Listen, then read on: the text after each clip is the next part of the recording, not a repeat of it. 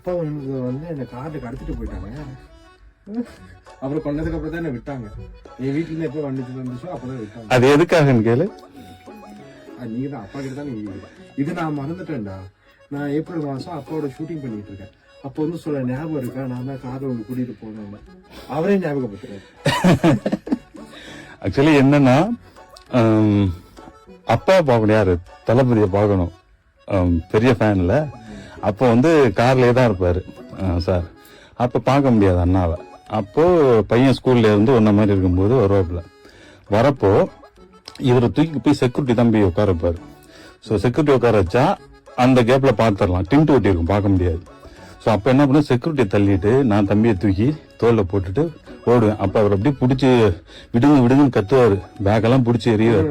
தூக்கி போட்டு கார்ல உட்கார. எனக்கு தெரியாது, யாரோ வந்து தூக்கிட்டு போட எனக்கு பயம் வருமா இல்ல? நீயே சொல்லு, பயம் வருமா? 6th படிச்சீங்க? ஆமா, அப்பதான் இதே ஏஜ் தான். ஆமா, அப்ப அப்படியே டோர் ஓபன் பண்ணி உட்கார வச்சுட்டு, யாராவது இந்த மாதிரி தூக்கிட்டு போனா நீங்க அழுவீங்களா இல்ல, கத்துவீங்களா இல்ல? அதான் அப்பா கிட்ட சொல்லுங்க. அது என்னது, கிட்னாப்பிங். சோ இப்போ வந்து எனக்கு வந்து தம்பி படத்துல நடிக்கிறதுக்கு எனக்கு ஒரு வாய்ப்பு கிடைச்சிருக்கு இல்ல? என்ன நினைக்கிற? தேங்க்ஸ் சொல்லு. இல்ல நம்ம ஸ்ட்ரகிள் இருக்குல்ல.